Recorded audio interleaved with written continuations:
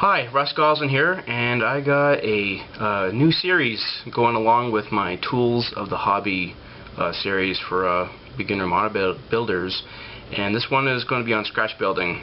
And today we're going to be working on an old kit, a classic old vintage kit, and we're going to improve it using some scratch building skills.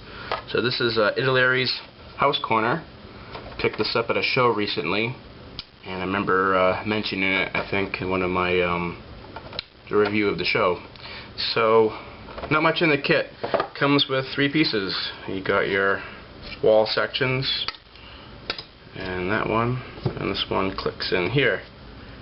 If you notice, the detail's not too bad on the outer surface of the wall, but when you reverse it, it's hollow, no detail, a lot of things missing. So you're kind of limited to using it as a diorama piece, because once you turn a diorama around the other side, you're going to have all these empty spots. So this is where scratch building comes in. Scratch building has been around for a long time in the model building universe. In fact, whenever a model builder wanted to build a model that was unavailable as a kit, plastic kit, back in the 60s and 70s and 80s, they had only one alternative. You had to scratch build it using all your styrene strips and pieces of styrene cardstock. And from that they would get engineering plans and picture references, and they would do the best they can with replicating the model of their choice. And it's a great skill. The market right now, there's a lot of models being built. So that kind of scratch building probably isn't as popular, I guess. From the shows that I go to now, there's certainly categories where it's like scratch building, conversion, and those are particular types of genres of model building. But for right now, we're just trying to improve a pre-existent kit, and that's what we're going to go with. And so sit back and enjoy the show. Hopefully this is informative. Again, I think I mentioned it some time ago when I was talking about introducing the idea of scratch building. I think every model builder, irregardless of what level of builder they are, they're going to come across scratch building, whether that be stretching out some sprue for an antenna, or just kind of updating a kit piece, or making a quick little conversion.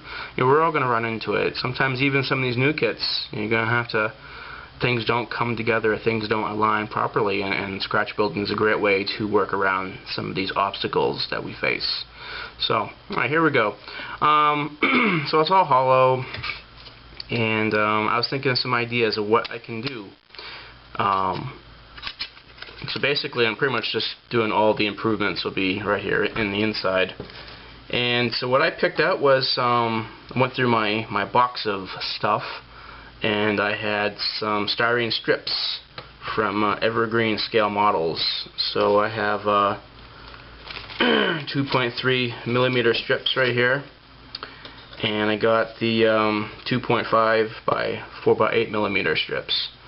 And these are coming out pretty nice, because if you notice the window here, the window and this threshold for the doorway, this piece lines up pretty well. So what I'm going to try to do is replicate that bump on this side. And once I install it, I'll probably take some Mr. Surfacer or maybe some thin putty and try to replicate the stone-like texture on the threshold. And it's also here on the window, Eve, I believe it's called. And I've been doing some measurements, and it comes out. So really all I need to do is bring it out just one block out. So that'll probably be my first project, getting those pieces installed. Secondly, what I want to do is create a second floor, a partial floor. And I'm not an architect. I certainly had a lot of friends who were architect majors when I was in college, and I always enjoyed watching them build their various projects in their studios, and that was always fun. So I understand the basic concept of a floor, how it works. What I was going to do is install some joists coming out a bit, and then I'm going to plank it with some. Hope you guys saw that. I don't have a tripod, unfortunately. I wish I did. I could probably get a better view of what I'm trying to talk about. But I'll lay out some joists with this piece, and then I'm going to plank it with some planks. And you're like, huh, you're probably saying those look pretty familiar. And you're right, they are, well, in the States, they're coffee stirrers. Usually if you go to a convention or any public setting place, restaurants, there's always a wad of these strips of wood, and use them for coffee stirrers. I'm sure maybe overseas it's the same thing. There's a good friend of mine. He's a member of my IPMS chapter club, and actually he was the guy. I was sitting with him at the Nationals convention, and we're getting our coffees, and we're stirring them, and he's like, you know, these would make some great planking for fences or buildings for dioramas. And I was like, oh my god, you're right. So for every day, for 4 days, when I had my coffee, I took a couple stirrers, and they went home with me. And where I work at school, there's a bunch of other sticks. These are a little bigger, more like popsicle sticks, a little smaller, but also they serve the same purpose. And that's one thing I want to talk about with scratch building. You know, you don't have to go around and invest in so much money to buy all sorts of stuff. That's why I scratch build. I do it because I'm on a budget, and it saves money. You know, a lot of the stuff I get for free because I find stuff. I scrounge around. I think a good scratch builder is also a very good scrounger. Looking around where they work, walking around wherever I go, I'm always got in the back of my mind, oh, what can I use as a scratch building thing? So that's just a word of wisdom, and it's not my words. Shepard Pan used to say it a lot in his books. So again, like I always do, I'm just passing information along. There's no secret knowledge to what we're doing here. Yeah, so there it is. What I'll do is look into installing some pieces. Okay, so we've got some stuff done here. I let my pieces dry overnight, and now I'm going to show you where I'm at. So here's my front entrance with the door and the window above it. On the reverse side, what I decided to do was place some studs, as you can see right here and down here. And what's going to happen is I'm going to take my pieces of stripping that I had. They're relatively the same size right here, and I'm just going to put them on the reverse one block out and do the same on this side. And here is the doorway lip, and that was a little bit complicated because, as you can see now, I removed that lip piece with my cutting tool right here. Cutting tool, cut it out, and then I used my chisel blade and I kind of chiseled out all the rough edging so that I had a pretty close to being squared. And then I dropped in my pieces. As you can see, I dropped in 2 different pieces of styrene strip, and then I have my main block, which will be inserted something like this. And once I'll have get my dimensions so that it matches both sides. So you might be wondering why I cut that lip out, and one of the reasons why was, I don't know if you can see it, but I wanted to make the whole piece flush, because if I didn't, it would have been raised up above here, and wouldn't have been very accurate, and it just wouldn't have matched. So what I'll do is, once it's glued and installed, I'm going to take some filler and just kind of fill in all the gaps. As you can see, I had a little bit of a tear right here. Not a big deal. The scratch build, you can always fill that in.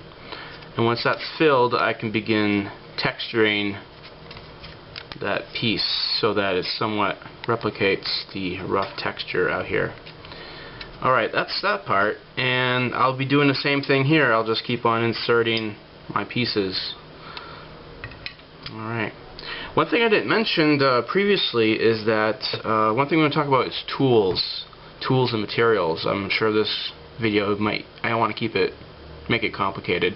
So what I'll do is write down tools that I used and materials with the Evergreen Scale Model dimensions, so that if you are interested in doing something similar to what I'm doing, you can get those parts and pieces. Tools I've been using are pretty basic stuff, just your everyday model building knives, glues, and measuring things. One thing I want to say about measuring, I use these basic school measuring things. They have metric and inches on both sides, but the only problem with these measuring tools, if you noticed, you can maybe see it, but the zero point does not start at the edge. So if you're going to measure with this edge, you always have to know that you're off. Sometimes what I'll do is I'll just take my hacksaw cutting thing here and I'll just cut right to 0. That way my measurements are exact. But I've been doing this long enough that I know this is off, so I always account for it. But it's just keep that in mind when you're doing your measurements. You can also use calipers. I would like to get some myself. They're just I find myself now, the more scratch building I do, I find that I could really find calipers useful in measuring. But they're not necessary, especially if you're a beginner or just sort of spreading your wings with the whole scratch building concept. So these work pretty good and they're cheap. So that's that part of the tools. And let's talk about what else is going on. On the other part of the wall, I've been busy doing some more work. I added all my studs again for all these little stone eave things. And one of the things, if you noticed, is the building's supposed to go something like this. But Italeri, when they designed this, this is a basic model kit. And there's no joints. The only edging you have is right here. And I suppose I could glue it with some pretty strong glue, but for me it's always going to be fragile. I want a strong bond. So what I've done is actually I'm creating a joint right here. And I brought up my pieces. I made some laminated 2 strips together. And then inside here I laminated 2 strips of cardstock. That way I'll bring it nice and flush with the wall here. And I got it here already done. I'm clamping it with some office notebook clamps, which are really great. I see a lot of model builders using them. I highly recommend it for clamping for small things. And so once this is all dry, I'm going to have a nice surface where I can create a joint that's really strong and flush. If I want to be really crafty, I could probably cut in some notches and throw in a peg on this side. I could peg it, but I think that's a bit overkill. It's just glue, clamp it, you're all done. So that's that part. One thing I wanted to say though is because this is kind of you're cutting a lot of pieces and you're gluing them in. This is kind of a slow build. I have to kind of wait until all these units are dry, rock hard. I let them dry overnight. One reason why is that like all these little studs, I don't know if you can see it, but they all got a little bit of a raised edge. And I did that because if you look closely at some of these pieces, they're angled. And I'd like to level it a little bit. It's going to be a little bit impossible, but if I leave a little bit of a bump out, I can file it and trim it down so it's flush. And then when I put my piece in, it's just going to be really tight and as close as possible to that area, because I don't want to leave a seam. So I'm going to have to fill it and then texture it. So there's a lot of building going on in this process. So again, I'm using a slow setting glue. as opposed to this stuff. I'm not using this. Why? One reason, I'm not too sure how deep the capillary action is going in. It might only be going in just a little bit, and that stuff can pop off. I've never seen it happen, but that's my guess. And I just want these pieces to be as solid as possible, and I know this stuff is going to be rock hard. So there's that part. And I did the same thing here. I put a little stud in and a bump. Actually, this one I measured out. I'm going to have to double it. It's going to be a double bump. So once I put this piece in, I'm going to have a little bit of a gap. So I'm going to have to put some more stripping in. So that's kind of like a double whammy here. And I'll show you that later on. Alright. One thing too is when you're doing pieces and scratch building, you're going to find yourself measuring cutting, and you're going to have like all these little pieces all over the place that are important to your project. So I can't emphasize labeling parts. I had a lot of different parts out last night, and I took my pencil and I just kind of drew some basic notes, little mental notes, so I knew which piece was which, because you know, they all sort of look alike. You know, if anybody's worked construction, you know that's a big part, measuring your parts out and leaving them prior to assembling all these pieces, because in a sense you're doing a lot of sub-assembly work, and you just don't want to get confused in the building process. Alright. Then the next part is the joists, and I'm not too sure what's going to happen here. I have to kind of measure out where my floor is. I'm not too sure if Italeri, how accurate the scale is. I might have to take a 1/35 figure and try to figure out where exactly that floor would start, at least with the joists, and then the planking. So I'm going to have to create a zone, probably, you know, I'm wondering just along this stone line right here might be a good spot for it. And so what that means is I'm going to have to build a jig for all the joists to sit on and measure it out. And one thing here is this Italeri hallmark. I'm going to have to probably chisel that out, because I'm going to need a smooth area to glue in all of that jig work. And we'll get to that a little bit later on. And finally, lastly, scratch building. I wanted to say, you set the limits. You, the model builder, you have whatever goals or expectations for your project. Here, I'm doing a lot, and I realize throughout the journey so far, another aspect of detailing this is that you could actually, I was thinking of actually cutting out all this brick edge, this whole lip, where the brick is all crumbled, because the real building would have been probably 2 or 3, you know, there's many brick layers wide as it is tall, and the molding doesn't really depict any of that brickwork. So if I really want to be super duper ambitious, I'd cut all this out, go pick up some bricks. I know Italeri does make some bulk bricks, and I could glue them all in, then once they're nice and dry, grind them all down so it actually looks like brick.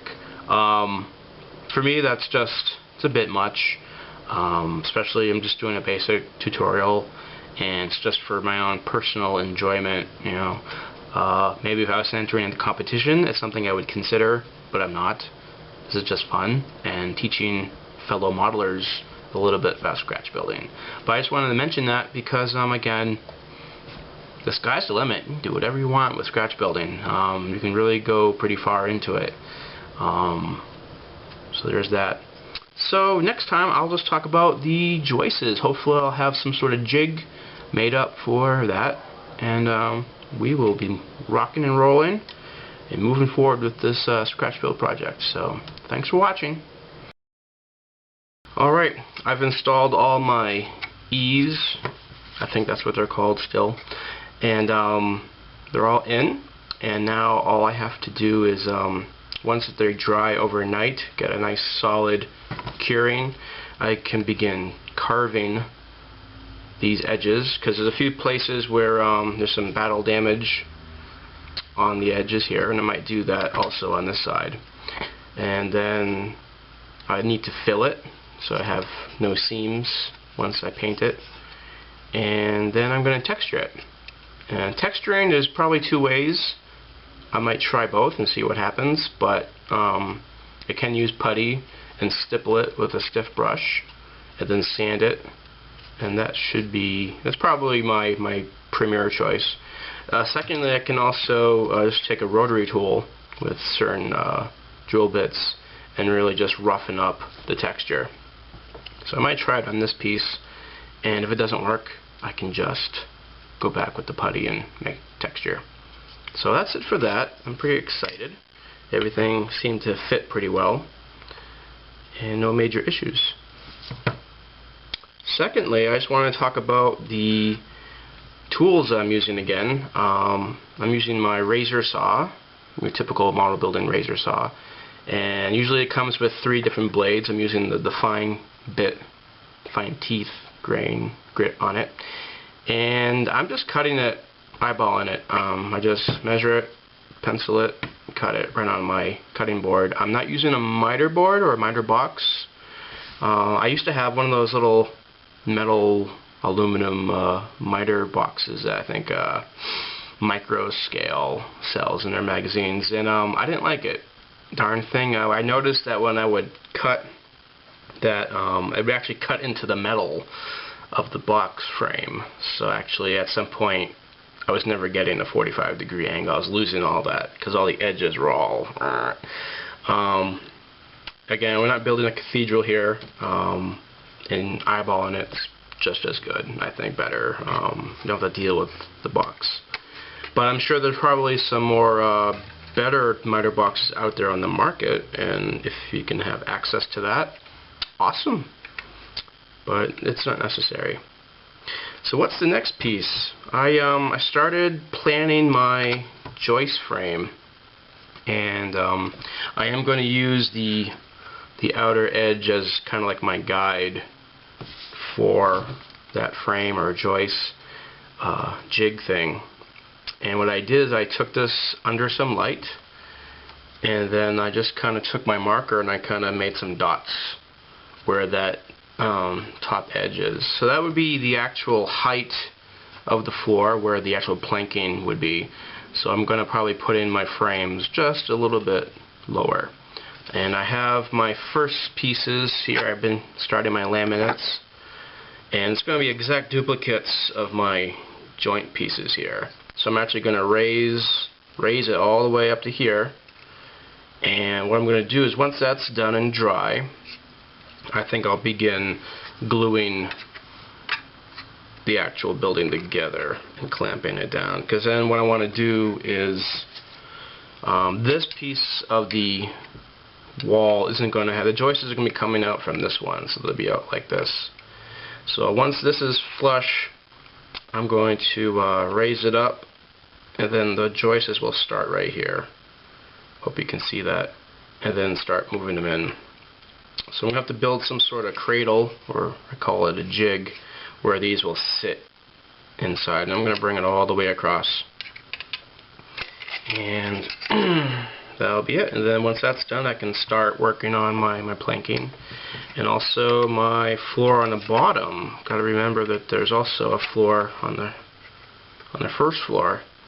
And that'll be good. Also give it more support when this whole structure is glued together. That'll come up pretty good. And that will be for part 2. Another piece of tools and tips of wisdom is save your scraps. I got my little bag of scraps. I learned that in construction, you know, don't throw pieces away. I mean, somebody paid for it. And I do the same thing, because these little pieces can be used for all sorts of things, especially with model building. And you'd be surprised how much I use this stuff. So don't throw it away, it's useful. And now, what else am I going to talk about? I want to talk a little bit about my inspiration for some of this scratch building. I have a subscription to Fine Scale magazine, or Fine Scale Modeler, and this is from the April 2009 magazine that came out. And it has an article, and the author was Mark Linkowitz, and he had this do-it-yourself diorama article. And everything he did, I don't know if you'll be able to see it, but everything he did was scratch built. There's no aftermarket or prefabricated material other than, you know, maybe little bits of brick plastic wall and some bulk brick, but everything else was all done scratch building. So that's pretty cool. One of the things that I noticed that I like is in the last page he does have a picture of the outer building. And I don't know if you'll be able to see it again, so I apologize, but he does have the flooring here, and he's got kind of like a double laminated floor where they have one section of strip wood and then there's another set that's perpendicular, and I kind of like that. I like the effect of it. So I think I'm going to do the same thing with my second floor on my building, and so I'll use two types of coffee stirrers. So both sets that I showed earlier in the video I'm going to use, and that'll be a lot of fun, so I'm looking forward to that. So lastly, the last piece before we move on to part 2, I just want to talk a little bit about you know, scratch building. There's a lot of involvement, and this is kind of like the pros and cons of scratch building, because in the history of scratch building, what developed for all the model builders of the 60s and 70s and 80s is that they started to do aftermarket stuff, working with resin. And for a lot of companies, a lot of model builders, it became a way of making some profit, some money. You know, you think of Francois Verlinden, a very gifted model builder, and came from the same generation of model builders as Chet Payne and all that, and Bob Letterman, and I think they're all pretty close friends. But that's how that all started, the prefab stuff, and it still continues today. People all around the world making resin pieces in their garages and basements and trying to market them. And those are good things. I buy the stuff, I use it. The one thing though, it does cost a lot. You know, trying to, even Verlinden is still kind of up there. Mini Art's got some buildings. I'm kind of blown away by the price tag for that stuff, and that's where I just go back to scratch building. You know, I paid $3 for this kit, and I'm using scraps of styrene that I've had for probably the last 4 years. In fact, some of the stuff goes back a long time, more than 4 years. So for me, it didn't cost anything. And the only thing with scratch building, the cost is time and effort. Where if you buy the prefab stuff, it costs a little bit of time, but most of it is, you know, it's your wallet. If you got the money for it, that's great. You still got to paint it and assemble it. But scratch building, you know, you got to put a little bit more effort into it, a lot more creativity. But some of us thrive on that stuff, and I think those are kind of like the two schools of thought, maybe in model building, if such a thing exists, maybe only in my philosophical mind. It does, and at the end it just comes down to taste, which I think Hamilcar Barkas, he uses that a lot, which is a great line. It's true, it's taste, it's style. There's no right or wrong. It's what fits for you and what's good for you. And so this is the end of part 1. It's been very exciting building this, and hopefully you've enjoyed it. And part 2, we're going to finish it up. So stay tuned for part 2, and I'll see you around sometime. Model on.